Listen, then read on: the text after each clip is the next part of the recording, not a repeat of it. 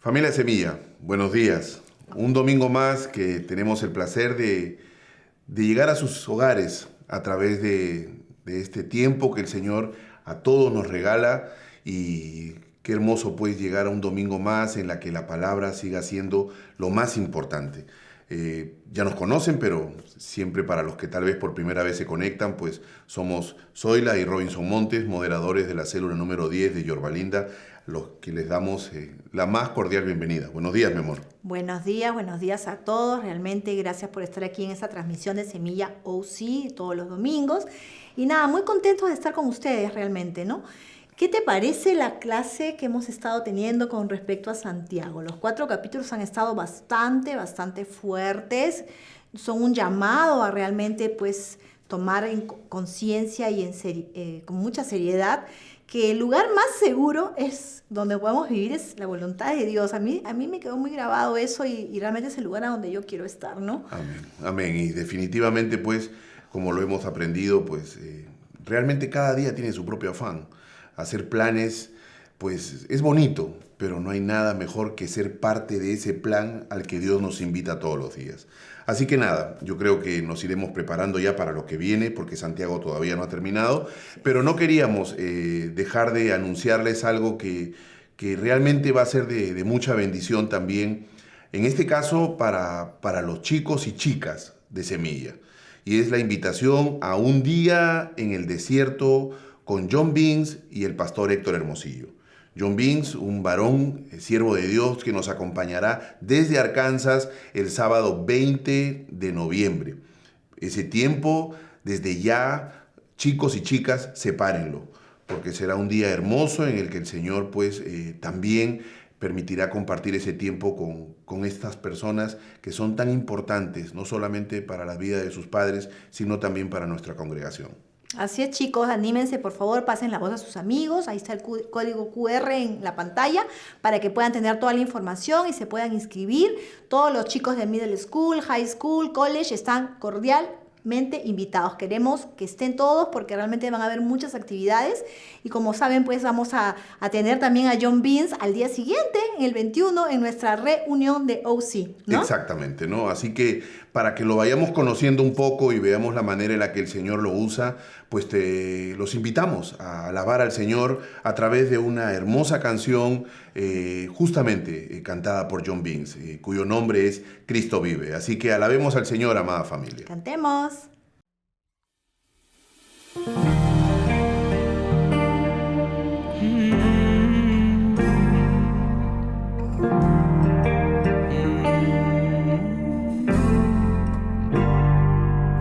Del cielo a la tierra, el Salvador, por mí en una cruz sufrió y murió, y de la cruz a la tumba fue, pero el Señor resucitó.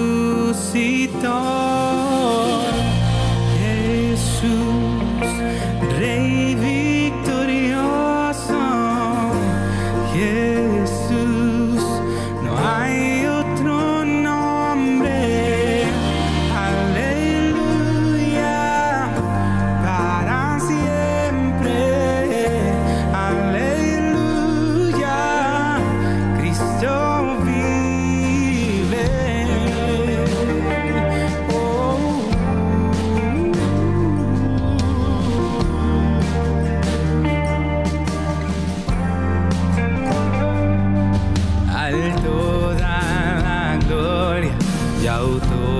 Autoridad por siempre exaltado, majestad, Cordero de Dios ha vencido y el vivo está, el vivo está, Jesús, Rey victorioso. Jesús, no hay otro nombre, aleluya, para siempre,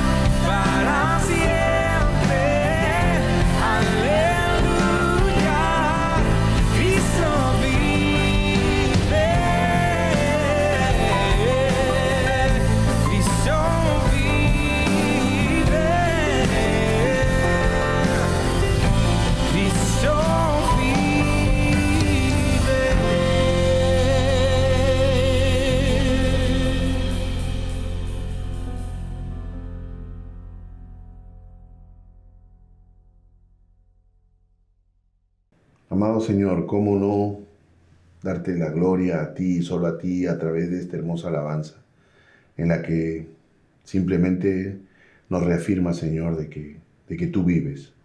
Y hoy estás más vivo que nunca en cada una de las vidas que ha decidido rendirse a ti. Rendirse realmente de corazón, de alma y de mente, para que tú hagas lo que solo tú puedes hacer, Señor. Salvar, sanar, restaurar y transformar. Y Señor amado, aquí nos inclinamos ante ti para darte las gracias y para reconocer nuestra necesidad de ti y pedirte que sigas haciendo solo tu voluntad en nuestras vidas a pesar de nosotros, Señor. Gracias te damos por este tiempo. Gracias te damos por la vida de este varón, Señor, que lo traerás aquí para que sea usado, para que todos aquellos que podamos tener la posibilidad de estar reunidos, pues sigamos recibiendo lo que solo tú nos quieres dar. Tu palabra que nos llena y nos redarguye. Gracias te damos, Señor, por este hermoso tiempo. Y oramos en el precioso nombre de tu Hijo Jesucristo. Amén. Amén. Amén y amén. No se olviden, por favor, que todos los primeros domingos de cada mes hay la reunión de Semilla Tijuana. Así Y el es. tercer domingo de cada mes es la reunión en Semilla OC.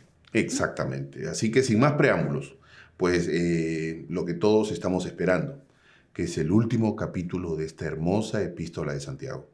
Así que como siempre los invitamos a preparar lápiz y papel, pero lo más importante, a disponer sus corazones y sus mentes, para que el Señor a través de su palabra haga lo que solo Él puede hacer. Y luego veamos lo hermoso que es realmente caminar de su mano. Pues lo dejamos al pastor Héctor Hermosillo con el capítulo 5 de Santiago. Que Dios los bendiga, hermanos, y que les regale un bendecido domingo. Nos vemos. Nos vemos.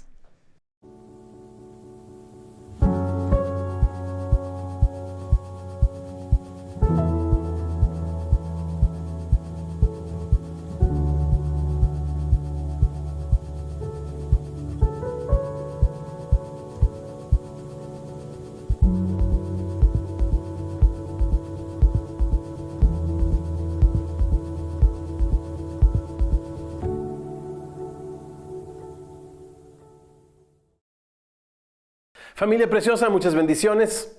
Abramos nuestras Biblias en Santiago capítulo 5, comenzando en el verso 1. Vamos ahora, ricos, lloren y aúllen por las miserias que les vendrán.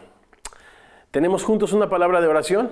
Padre precioso, gracias por esta oportunidad de estar juntos, unidos por tu Espíritu, reunidos alrededor de tu palabra, Señor. Oramos, Señor, que podamos ver en ella las maravillas de tu ley y contemplando, Señor, en tu palabra, tu gloria, como en un espejo, seamos transformados como a tu imagen por tu Espíritu. Oramos esto y más en tu precioso nombre y los semillosos hasta Concepción, de este a oeste, de norte a sur, decimos amén, así sea, así sea, así sea. Riquezas que matan es el tema de el estudio y la charla y la conversación en nuestras células basados en este texto de Santiago capítulo 1 del verso 1 al verso 6. Ya estamos en la recta final de esta interesante y poderosísima carta conocida como la Carta Universal de Jacobo o Santiago, el hermano del Señor, pilar de la iglesia primitiva. Bien, desde que comenzó su carta, Santiago se ha referido a los ricos como personas soberbias, altivas. Recordemos un poco en el capítulo 1 cómo dice: el hermano que es de humilde condición, gloríese, alégrese en su exaltación, pero el que es rico en su humillación.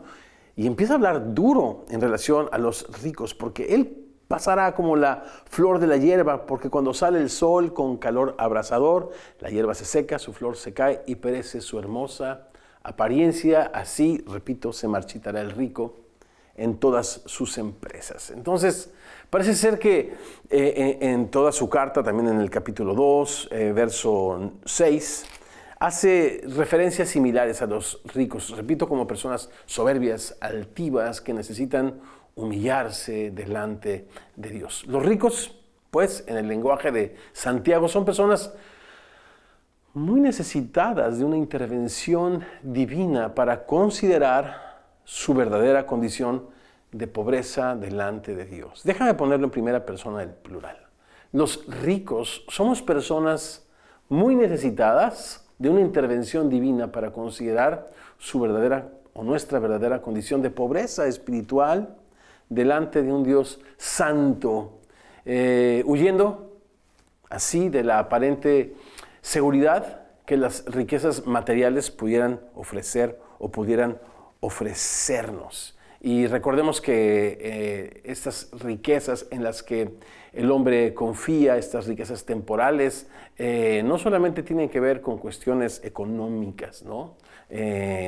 La juventud, la posición, la influencia, los dones, son tantas cosas en las que nosotros nos apoyamos, nos jactamos. Nos decía ya el capítulo 4, ¿lo recuerdan? Los recursos que Dios nos ha confiado. Bien.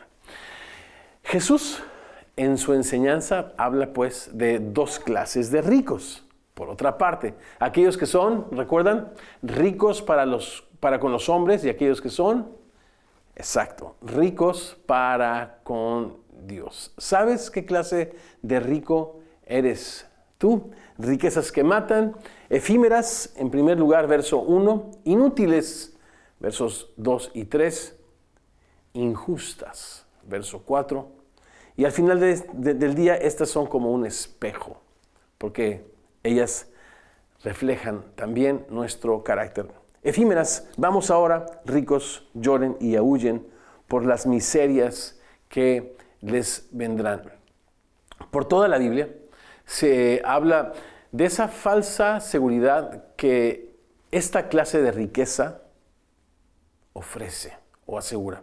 Escuchemos a Salomón, el hombre más rico de la historia, de qué forma se refiere a ella. ¿Lo recuerdan? En el Proverbio 18, verso 11 dice, las riquezas del rico son su ciudad fortificada. Y dice, como un muro alto en su imaginación.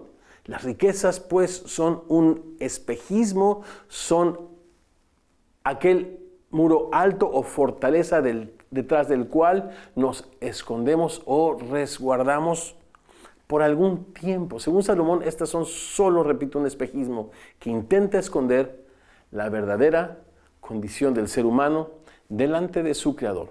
Ese era el caso de la iglesia. ¿Recuerdan en Apocalipsis? La última de las 7 iglesias, la iglesia de Laodicea, a la que el Señor le escribe. Porque dices, soy rico, me he enriquecido y de nada tengo necesidad. Y no sabes que eres miserable, digna de lástima y pobre, desnuda también delante de mis ojos. En Apocalipsis 3, verso 17. La Biblia enseña que el ser humano tiene una gran deuda con Dios. Tan grande que ni todas las riquezas del mundo podrían cubrir, podrían pagar. Por eso el Antiguo Testamento dice que qué rescate pudiera dar el hombre por su vida. El libro de Romanos 6:23, versículo del discipulado de navegantes, la paga del pecado es la muerte, pero el regalo de Dios es vida eterna en Cristo Jesús. Todo el mundo delante de Dios tiene esa deuda. Esa es precisamente la razón por la que Jesús murió por nosotros, para pagar esa deuda. El apóstol Pedro lo dice de la siguiente manera: sabiendo que fueron rescatados de vuestra vana manera de vivir, la cual recibieron de sus padres, no con cosas corruptibles como oro o plata, sino con la sangre de Cristo, como de un cordero sin mancha y sin contaminación. Fue pagado un precio, no con oro, no con plata, no con cosas corruptibles o temporales o efímeras, las riquezas de este mundo, sino con la preciosa sangre de Jesucristo, quien murió y resucitó para darnos salvación. Por lo tanto, la primera característica de estas riquezas que matan es que no son para siempre, no son eternas. Desnudos venimos al mundo, dice la Biblia, y desnudos nos presentaremos delante de un Dios justo y santo. ¿Estamos preparados? También estas riquezas son inútiles. Leamos los versos 2 y 3. Vuestras riquezas están podridas. Presente. Vuestras ropas están contaminadas de polilla. Vuestro oro y plata están enmohecidos y su moho testificará contra ustedes y devorará del todo sus carnes como fuego. Han acumulado tesoros para los días postreros. Bien, no solamente estas riquezas que matan son efímeras, pero también son inútiles. Las riquezas no son malas, las riquezas no son buenas, las riquezas son completamente neutrales. El problema, dice Pablo, es el amor a las riquezas, el amor al dinero. Pablo escribe eso en 1 de Timoteo capítulo 6, verso 16, porque raíz, dice Pablo, de todos los males, raíz, no pone el artículo la raíz como si fuese la única, pero sí dice que es raíz. En otras palabras, la ves involucrada en cada calamidad que el ser humano enfrenta. Raíz de todos los males es el amor al dinero, el cual, codiciando algunos, se extraviaron de la fe y fueron traspasados de muchísimos dolores. El dinero tiene que ver, pues, repito, con todos los males. No es la única razón, pero está presente, repito, en todas las calamidades. Demandas de divorcio, escándalos políticos, el dinero está presente, escándalos religiosos, el dinero está presente, vicios, etcétera, etcétera. El dinero está, o el amor al dinero está presente en toda clase de males. Cuando empezamos, o cuando alguien empieza a amar el dinero, cuando creemos que esta es la fuente de nuestra seguridad, nuestro corazón se ha envenenado con el mal de las riquezas que matan. Los síntomas quizás no son visibles de momento, pero tarde o temprano la persona infectada con el mal de las riquezas temporales terminará como una persona avara. Dice el libro de Proverbios que la prosperidad de las personas que no toman en cuenta a Dios les echará a perder. Y estas imágenes de moho, estas imágenes de plata enmohecida, estoy tratando de buscar la palabra y es tan oxidada. Ay, Dios mío, no me venía a la cabeza. Hablan de este deterioro que primero por dentro experimenta una persona que ama el dinero y la seguridad temporal aparente que éste ofrece. Algo interesante es que al final del verso 3 dice a estos llamados ricos, han acumulado ustedes tesoros, acumulado tesoros. Es una expresión en sí misma, acumular tesoros. Esta clase de riqueza, la riqueza que mata, termina siendo, repito, inútil, inservible. ¿Cuántos se acuerdan que al principio de la pandemia la gente buscó o buscamos seguridad en qué dijimos? Cafecito celestial. En papel higiénico, exactamente.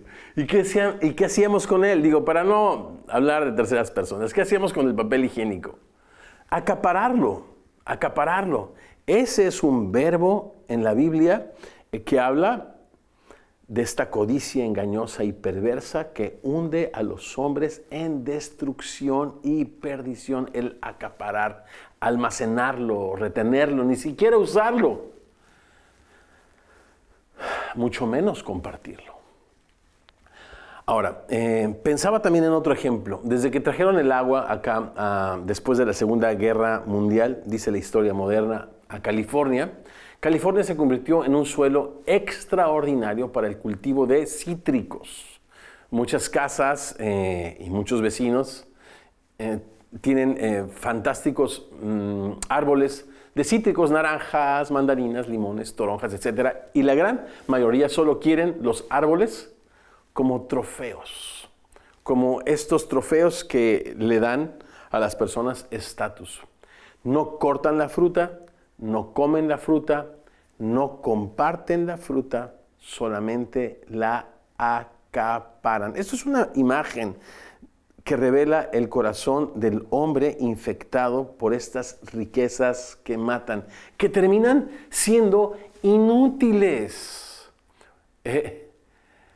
Y eso es lo que dice Salomón: un mal he visto debajo del cielo de este hombre que tiene riquezas, pero no tiene ni el don siquiera de disfrutarlos, y otros después de ellos, que ni conocerán, disfrutarán de ellas. Lo mismo sucede con los dones espirituales o los dones naturales que Dios te ha confiado y no usas. O los recursos como, repito, la juventud, ¿qué tal? El tiempo, a lo mejor estás trabajando medio tiempo, pero el otro tiempo lo malgastas, lo acaparas, no lo usas para la gloria de aquel que te amó y te llamó a su conocimiento y a su servicio. No nos gusta compartir, somos personas que acaparamos los recursos que Dios nos ha confiado. ¿Y qué me dicen del Evangelio? Parecería que lo tenemos, no lo compartimos, lo acaparamos, lo disfrutamos, ¿verdaderamente lo conocemos? Así son las riquezas que matan, inservibles. No sirven ni siquiera para sacarnos de un apuro. La gente enferma de esta clase de riqueza tampoco quiere pagar sus deudas, porque eso no es ahorro. Ahorro no es tener dinero en el banco y tener acreedores a quienes literalmente les estás robando el derecho de recuperar su dinero con esta cuestión de acaparar. Dice: has acumulado o has acaparado tesoros para el día postrero. Qué gran pecado es robarle a alguien lo que de antemano es suyo, solo por el amor al dinero y la falsa seguridad que ofrecen las riquezas que matan. Y hablando de injusticias, ahora leamos el verso 4 para aprender más acerca de este terrible mal. He aquí clame el jornal de los obreros que han cosechado sus tierras, el cual por engaño no les ha sido pagado por ustedes. Los clamores de los que habían cegado han entrado en el oído del Señor de las huestes celestes. El Señor, valiente, poderoso en batalla, ha escuchado el clamor de las injusticias que las personas vulnerables han sufrido en manos de los ricos opresores. La Biblia no tiene ningún problema con el dinero, pero sí tiene mucho problema con la manera en la que se hace el dinero. Por eso la Biblia condena categóricamente, por ejemplo, la usura, que es dar dinero con un desmedido interés, abusando de la necesidad de las personas. Esta es otra forma de abuso y opresión. Y recordemos que en el Evangelio Cristo vino a libertad a los oprimidos. En otras palabras, la causa de los obreros oprimidos es la causa de Jesucristo. Y si el hombre, quien quiera que sea, quien quiera que seas, quien quiera que yo sea, no se arrepiente de este terrible mal que ha llegado al corazón por amar las riquezas injustas, entonces tenemos un gran problema con el que escuche el clamor del pobre. Ha llegado ese clamor a los oídos del Señor de los ejércitos. Así que estas son las riquezas injustas. Qué interesante que Dios se interese por la causa de los más desfavorecidos y de los que menos tienen. ¿No se te hace interesante? ¿No deberíamos hacer lo mismo los seguidores de Jesucristo? Escuchemos lo que está escrito en la ley de Moisés al respecto en el capítulo, en el verso 14 del capítulo 24 de Deuteronomio. Acá lo buscamos rápido, no tengo marcado. Y dice así: no oprimirás al jornalero pobre. Otra vez, en la ley de Moisés, el Señor le dice a su pueblo Israel lo siguiente: No oprimirás al jornalero o al trabajador pobre y menesteroso o mendigo, necesitado, vulnerable, ya sea de tus hermanos o de los extranjeros que habitan en tu tierra dentro de tus ciudades. ¿De qué manera Dios cuida de los intereses de los extranjeros cuando tristemente, no solo en nuestros países, en todos los países del mundo, los extranjeros, los indocumentados son personas invisibles a quienes les hemos robado no solamente la dignidad, sino sus derechos fundamentales como seres humanos? Pero Dios en su palabra dice: no oprimirás al trabajador, ni al extranjero que habita en tu tierra dentro de tus ciudades. En su día tú le vas a dar su pago. Y no se pondrá el sol sin dárselo. En otras palabras, no le vas a pagar mañana. El día que trabaja, ese día le vas a dar su pago, pues es pobre. Y con este dinero él sustenta su vida. En otras palabras, son personas que viven al día. No permitirás que el sol se ponga sin que ellos hayan recibido, pues, su paga. ¿Por qué vamos a hacer esto? Para que no clame contra ti al Señor y sea en ti pecado. Nuestro trato con el pobre en toda la enseñanza de Jesús, en toda la Biblia, no tiene que ver con el pobre, tiene que ver con nosotros. Acuérdate de la enseñanza del buen samaritano. Al final, el prójimo terminó siendo aquel que ayudó al miserable, y nosotros, infectados con el mal de las riquezas, estamos en una situación crítica y necesitamos volver a ser seres humanos, convirtiéndonos a Jesucristo, imitándolo, caminando como Él y viendo por la causa del pobre. Cuando nuestros hermanos indocumentados, repito, ustedes conocen, la mayoría de ustedes conocen mi historia. Me convertí en el año del 83 a Jesucristo, le reconocí como mi Señor y Salvador. Después, cuando comenzó Semilla de Mostaza, por ahí del año 98, me convertí al poder y suficiencia de la Biblia, pero no fue sino hasta el año del 2005 que emigramos mi familia y yo a los Estados Unidos, que me convertí a mi prójimo y conocí la causa de nuestras personas, hermanos preciosos indocumentados que cruzan el desierto, que arriesgan su vida por causas legítimas como poner sustento en la mesa de su familia. Este tema es un tema muy extenso, pero convirtiéndome en esa causa y conociéndolo un poco más desde los Estados Unidos, me di cuenta que es muy común que nuestros hermanos lleguen a agencias que les colocan para trabajar en diversas empresas. Algunas de estas agencias cobran el salario completo de nuestros hermanos indocumentados y les dan solo una pequeña porción. En otras palabras, les oprimen. En el entendido que si no aceptan esta forma de esclavitud, hay una fila de miles y miles de personas que sí aceptarán por su gran necesidad ser esclavizados. Esto es un terrible pecado. Y lo más triste es que aquí las minorías en los Estados Unidos y en todas partes se ayudan mutuamente. La comunidad filipina, una comunidad muy unida. La comunidad de la India, no se diga los judíos, pero los latinos. Los latinos son los lobos rapaces de los propios latinos. Estas agencias dirigidas por latinos violentan, roban los derechos fundamentales de nuestros hermanos que siguen portando la imagen de Dios aunque no porten documentos. Eso es algo muy triste. Y qué precioso es escuchar que el clamor de todas estas personas ha llegado al Señor de los ejércitos, quien nos invita con este texto, mis hermanos, a arrepentirnos de todo corazón y no participar de estas terribles, perversas prácticas.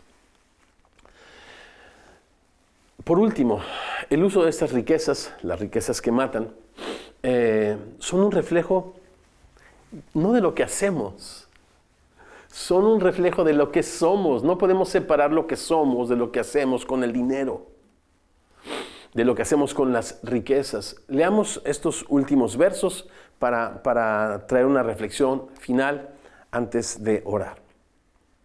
Verso 5. Han vivido en deleites sobre la tierra y sido disolutos. En otras palabras, viviendo en placeres, en deleites y en placeres. Han engordado vuestros corazones como en el día de la matanza. Han condenado y dado muerte al justo, y él no hace resistencia. Interesante pasaje porque hace un contraste entre el justo y el impío. Estas personas a las que hace referencia el capítulo 5, el principio del capítulo 5, no son las personas contaminadas en abierto adulterio, en amistad con el mundo, constituyéndose enemigos para con Dios. No. Aquellas personas del capítulo 4 son personas salvas por gracia, a través de la fe, como un regalo de parte de Dios, a las cuales Dios les invita a reflexionar y regresar a la comunión preciosa con nuestro Padre Celestial. No, esta es una radiografía de una persona que ama el dinero. Jesucristo dice, no puedes amar a dos señores, o amas a uno y menosprecias a otro, o sirves a uno y no sirves al otro. Nadie puede amar a Dios y a las riquezas. Bien, no codiciarás es el único mandamiento que tiene que ver con los motivos del corazón, ¿verdad? El último mandamiento de la ley de Dios, repito, en Éxodo 20, es el único que tiene que ver con los motivos del corazón. No codiciarás. La codicia es un pecado invisible. Otra vez, tiene que ver con lo que somos, no con lo que hacemos. Es un pecado invisible en el principio, pero después se manifiesta en forma de opresión. La codicia se manifiesta en forma de robo, de fraude, de acopio, de almacenamiento, de avaricia, de tacañería. Primero se es avaro y después se es ladrón. En otras palabras, otra vez, todo lo que refleja o de todo lo que habla este pasaje en relación a lo que el hombre hace con las riquezas es un reflejo de lo que es. Las riquezas que matan, afectan el hombre o la persona interior, convirtiéndola en un avaro. Permítame leer por último en Lucas capítulo 12, a partir del verso 15. Y terminar con esta historia y esta invitación que Jesús nos hace. Cuídense de toda avaricia, le dice Jesús a sus discípulos. Cuídense de toda avaricia, de toda forma de avaricia. Aquí hemos hablado de algunas de ellas. Porque la vida del ser humano no consiste en la abundancia de bienes que él posee, y ahí comienza el engaño de la falsa seguridad y de la falsa identidad. La vida del ser humano no consiste en la abundancia de bienes que él posee. Por eso el sabio Salomón dice que es mejor comida de legumbres donde hay amor y donde hay temor de Dios que de buey engordado, donde hay odio, avaricia y rencillas, estas riquezas que contaminan y que terminan matando eternamente a las personas, separándolas eternamente de Dios. Eso es lo que hemos aprendido en este pasaje. También les refirió una parábola diciendo, la heredad de un hombre, la parcela que había recibido como herencia, un hombre rico había producido mucho, dice Jesús. Y él pensaba dentro de sí, diciendo, ¿qué haré? El hacer, ¿te fijas? Es consecuencia del ser. No es dónde vas a invertir tu dinero, no es cuál negocio vas a emprender o si vas a formar un fondo de retiro. Ese no es el punto. El punto es el ser.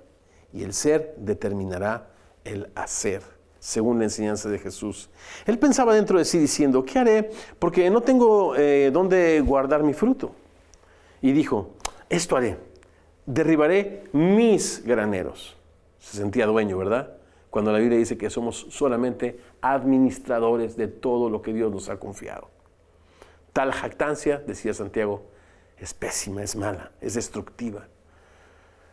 Derribaré mis graneros, los edificaré mayores, y allí guardaré todos mis frutos y mis bienes. Y diré a mi alma, wow, mi, yo. Alma, muchos bienes tienes, guardados para muchos años. La Biblia dice que las almas son de Dios, ni siquiera eso nos pertenece. El mañana, la vida, esas cosas vienen de las manos de Dios. ¿Qué jactancia es aquella que el hombre abraza para pensar que es dueño de lo que Dios le ha confiado? Y si nos ha confiado los recursos, le debemos cuenta y necesitamos glorificar a Dios y honrar a Dios, dice el Proverbio 3, versículo 9, con nuestros bienes y con las primicias de todos nuestros frutos. Pero este hombre rico, enfermo de riqueza, decía, alma, muchos bienes tienes guardados para muchos años, repósate, come, bebe, regocíjate. Pero Dios le dijo, dice Jesús, necio, esta noche vienen a pedirte tu alma, y lo que has provisto, ¿de quién será? Así es el que hace para sí tesoros y no es rico para con Dios. Entonces, esta es la enseñanza de Jesús. Hay dos clases de riqueza. La riqueza para con Dios y la riqueza para con el mundo. Y yo te preguntaba, ¿cuál de los dos ricos eres tú?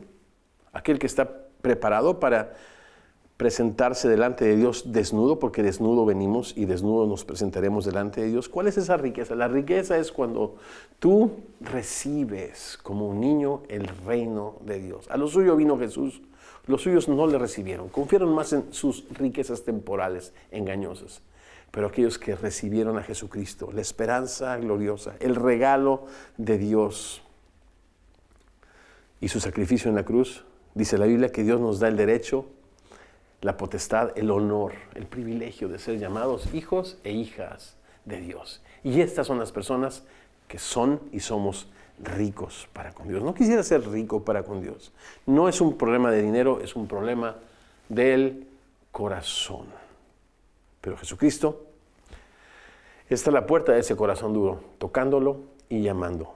Si escuchas su voz y abres la puerta, entrará a ti y cenará contigo y tú con él. Este es un mensaje, sí, que Jesús le da a su iglesia, pero también la invitación a creer en Cristo es una invitación que Jesús le da a todo aquel que escuche su voz y entienda que Jesús vino a una cruz a morir para pagar el precio de nuestra redención y resucitó al tercer día para ofrecernos una vida nueva. ¿No quisieras recibir el regalo del perdón de tus pecados y la vida eterna, reconciliarte con Dios, no a través de tus medios, tus obras o tus recursos, sino a través de la sangre preciosa de nuestro Salvador y Señor?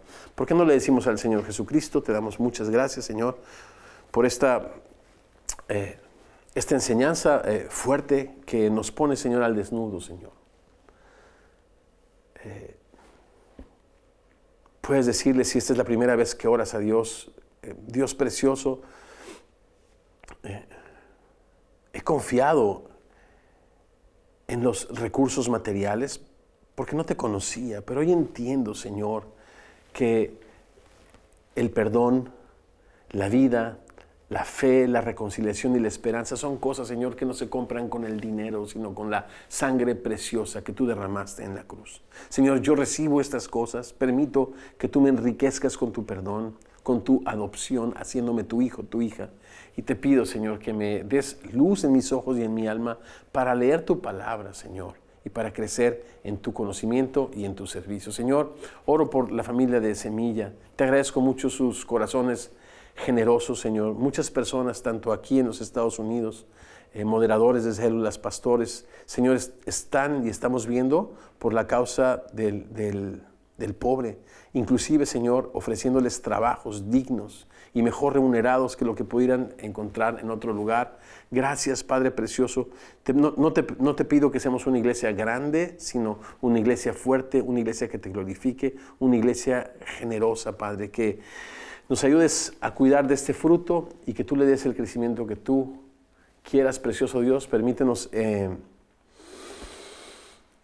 poner nuestra mirada, nuestro corazón, nuestros ojos, Señor, en los tesoros eternos, como, Señor, la salvación de las personas. Permítenos acabar el año como familia de Semilla, Señor, orando, ganando, compartiendo el Evangelio, Señor, no acaparándolo, sino compartiendo el Evangelio, Señor, con aquellos que no te conocen, principalmente la gente a nuestro alrededor, en nuestros círculos de influencia. Oramos esto y más en tu precioso nombre. Los semillosos decimos así sea.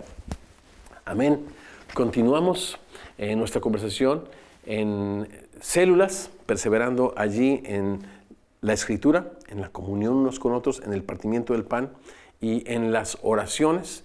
Seguimos todavía guardando sana distancia, seguimos usando cubrebocas, seguimos siendo prudentes. En estas últimas 2 semanas ha habido un incremento de contagios en México importante, pese a que los semáforos están verdes, no en Baja California, que yo sepa hasta hace algunos días. Pero bueno, nos seguimos cuidando, estamos celebrando una vez al mes todavía durante este año y orando, buscando a Dios. Ya nos reunimos con los ancianos para ver qué nos depara en cuanto a reuniones presenciales o celebraciones el próximo año. Mientras tanto, permanezcamos perseverando en nuestras células, tanto presenciales o virtuales. Y yo regreso en un par de minutos para celebrar juntos la Cena del Señor.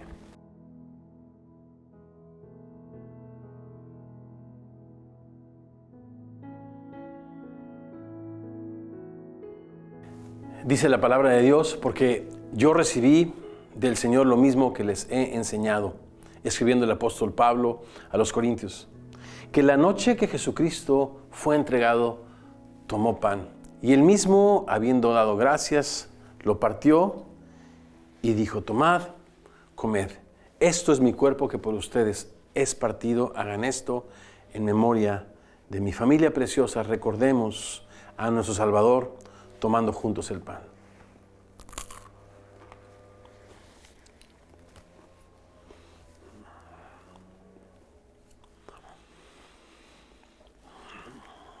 Y después de haber cenado, el Señor levantó la copa diciendo: esta es la copa del nuevo pacto en mi sangre.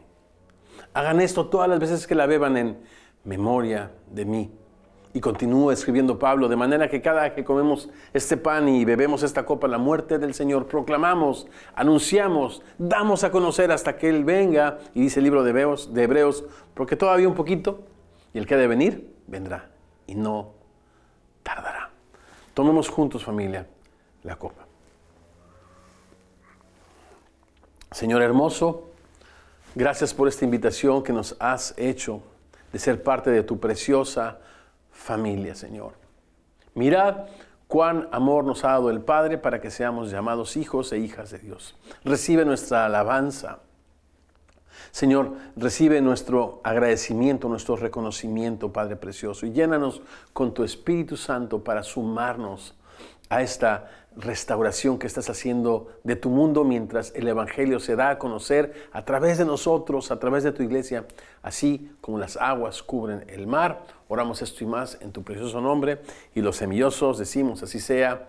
Amén y amén.